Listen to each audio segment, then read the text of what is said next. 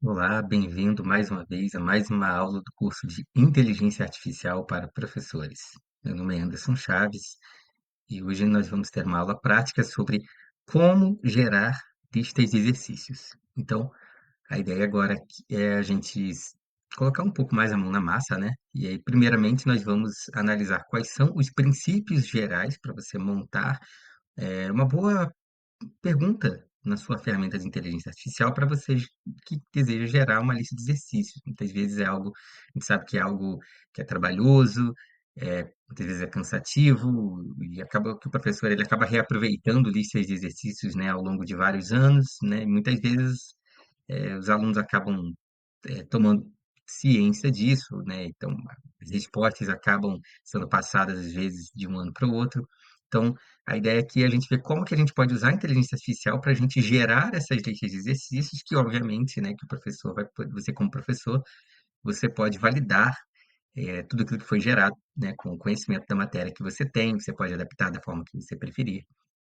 Então, vamos passar por alguns princípios que existem quando você vai gerar uma lista de exercícios numa ferramenta de inteligência artificial, tá? Bom, o primeiro princípio que você pode utilizar é aquilo que a gente chama de persona, ok? Esse é um conceito que existe em várias outras áreas também, como marketing ou psicologia, e a ideia é de você definir um tipo de comportamento, uma pessoa, né, um modelo de pessoa que representa o comportamento que você quer que a sua ferramenta tenha. Né? Muitas vezes isso é bem útil para você moldar a resposta que você vai ter no final. Então, a ideia primeira é você definir essa persona. O que que pode ser isso? Ah, por exemplo, você, né, colocar lá, definir para a ferramenta de inteligência artificial. Você é um professor experiente de matemática do ensino médio. Então, beleza, a partir do momento que você fala isso, você está instruindo a ferramenta a se comportar daquela forma.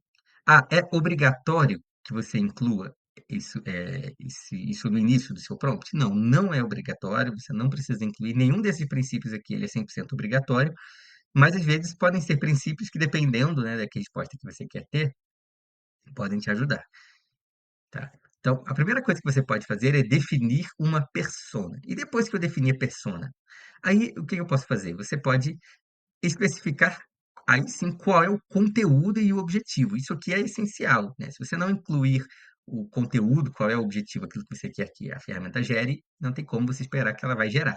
Por exemplo, crie exercícios sobre equações do primeiro grau. Tá?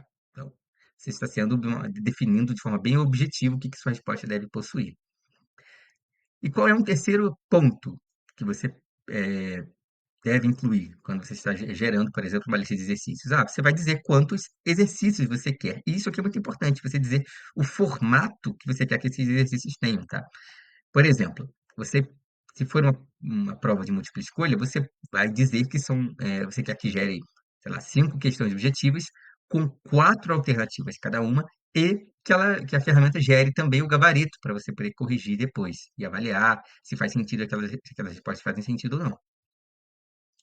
Um quarto princípio é adicionar um nível de dificuldade, tá? Isso aqui também é bem importante porque eh, as questões podem vir de tanto de nível, né, para alunos do ensino fundamental, ensino médio, até ensino superior. Então, você pode dizer que você quer que o nível de dificuldade seja intermediário, tá? Ou você pode dizer também, de outra forma, né, quero que o nível seja ajustado para alunos, né, de ensino médio, para alunos do oitavo ano. Você pode fazer alguma coisa desse tipo, tá? Então, e aí a gente já entra aqui no quinto ponto também, que é o público-alvo, né? Que eu falei, né, de forma bem explícita, né? Os alunos são do oitavo ano. Então, você pode detalhar melhor, você pode dizer que tipo de conhecimento que esses alunos já possuem, enfim, né? Qual é o público se é alunos de escola, alunos de um curso, o- saber o público também é bastante importante para a definição do seu prompt, né? Um sexto princípio, indicar exemplos. De novo, isso aqui não é obrigatório, né? Mas pode te ajudar a ter resultados melhores, se você sentir que está precisando ser mais explícito nos comandos que você está dando para a ferramenta. Então, você pode colocar um exemplo. Olha, você inclui lá no prompt mesmo, olha, isso aqui é um exemplo de pergunta. Tá? Aí resolva a equação 3x menos 7 igual a 2x mais 5. E aí você tem lá como é que você quer que a ferramenta te retorne o gabarito, tá? Você pode deixar isso aqui mais detalhado. E aí, quando você colocar um exemplo, isso aqui é bem útil porque a ferramenta ela vai gerar a resposta o máximo possível moldada ao exemplo que você deu, tá? O uso de exemplos é bastante interessante quando você quer uma resposta um pouco mais exata. Por último, né, também opcional, você pode pedir variações, tá? Por exemplo, inclua ao menos uma questão com situação problema. Às vezes você não tem aquela desse exercício, né, muito extremamente estruturada num único formato, que fica uma coisa, às vezes, até é, maçante ali para os alunos, né? Ok? Então vamos ver como é que isso aqui poderia ser na prática, né? Vamos pegar um exemplo de um prompt aqui, tá? Aqui nesse documento aqui do Word, a gente tem um exemplo de um prompt que inclui alguns desses princípios. Imagina que você é um professor de português, então você pode escrever esse prompt, né? Você é um professor de português, então você inclui a persona aqui no seu prompt, e aí você coloca aqui logo em seguida qual é o conteúdo e objetivo. Gere uma lista com 4 questões de interpretação de texto com base em um texto curto, né, até 150 palavras, para alunos de ensino médio. Então aqui também você está colocando qual é o seu público, tá? Um dos outros princípios. O texto deve ser incluído no início, tá? Você está detalhando o formato que deve ser essa lista, e cada questão deve ter 4 alternativas e indicar a alternativa correta para que você, como professor, você saiba, né, quais são as alternativas para depois você poder corrigir isso posteriormente, tá? Então você pode pegar aqui, eu vou copiar esse prompt, só para mostrar isso aqui na prática, eu vou abrir aqui, né? É, a gente já fez esse teste aqui, primeiramente aqui no chat GPT, vou colar exatamente esse prompt, e aí a ferramenta vai me gerar aqui, olha. Ela coloca aqui um texto, né, português, com um tema motivador, fala do silêncio e grandes cidades e tal. E aí ela vem trazer depois algumas questões interpretativas, tá? No formato que foi pedido. Ó, repara que eu não especifiquei como que eu queria que ela indicasse a alternativa correta. Então, ela decidiu, a ferramenta decidiu indicar com esse símbolozinho aqui. Ela poderia ter colocado uma resposta aqui no final. Resposta correta, né? Mas, como eu não especifiquei, ela colocou aqui da forma que ela entendeu que seria mais importante. Tá? Agora, a gente pode também, né? Vamos ver mais um exemplo, né? É, vamos fazer um exemplo agora com uma outra ferramenta, né? Imagina agora que você tem esse segundo prompt, tá? É semelhante agora no contexto, né, de um professor de ciências para o sétimo ano, tá? Eu vou pedir para ela elaborar 5 questões sobre os estados físicos da matéria.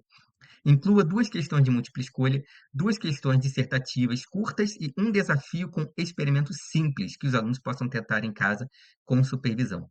Então, repara que agora esse prompt aqui ele está bem mais variado, tá? E aqui, para a gente variar um pouquinho também, eu vou utilizar, só para a gente, né, ter um pouquinho de variabilidade, vou utilizar outra ferramenta de inteligência artificial que você pode experimentar também, tá? Que é a ferramenta do Gemini, tá? Essa ferramenta aqui é do Google, e ela tem estado bastante popular também, tem tido resultados bem interessantes, bem próximos, às vezes, ali do chat GPT, tá? Então, eu creio, você vai precisar ter uma conta de e-mail, né, do Gmail, para você poder acessar essa ferramenta. Então, o que que você vai fazer? Para você utilizar o Gemini, você vai criar a sua conta, né, aí digitar lá, aqui no link, né, o gemini.google.com, né, exatamente do jeito que está aqui. E ele tem a interface aqui muito parecida com a do ChatGPT, né? Se eu precisar ver meu histórico de conversas, vai estar aqui na esquerda, tá?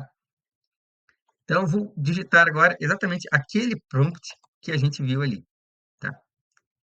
E aí, repara, né? Vou só tirar essas quebras de linha, vou pedir para ele gerar a resposta, né? Para que ele demore aqui um pouquinho mais, mas novamente aqui ele gerou também, olha.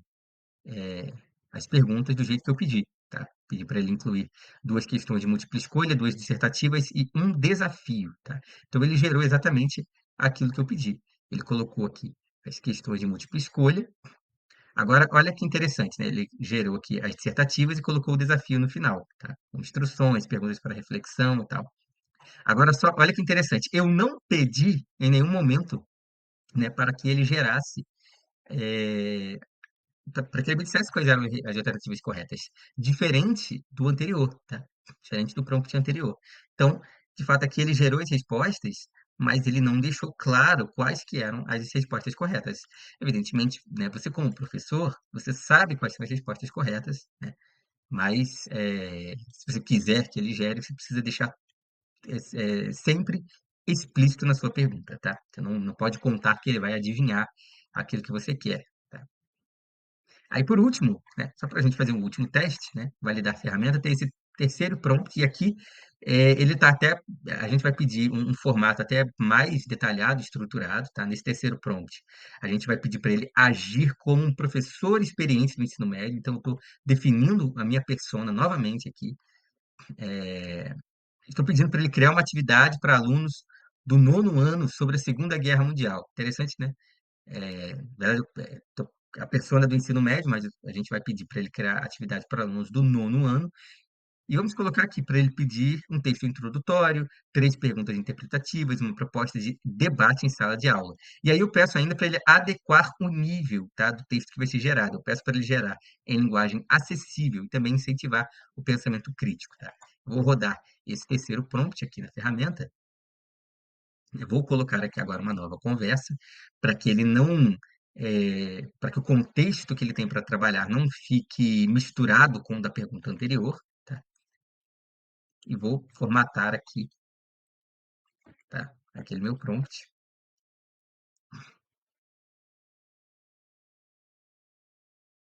E aí, depois de alguns poucos segundos, ele traz exatamente aquilo que eu pedi. Olha. O texto, ele trouxe um texto introdutório, é, mais ou menos longo.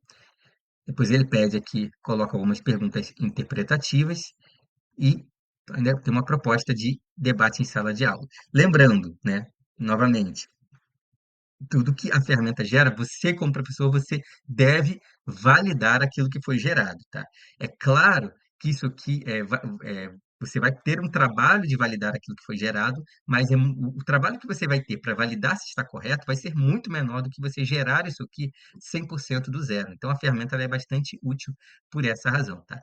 Aí, uma vez que ela gerou isso aqui, né, você pode pegar esse texto aqui que foi gerado, essa lista de exercícios, você pode copiar para algum documento, você pode até pedir para o Gemini escrever um documento editável, tá? E assim você pode gerar a sua lista de exercícios.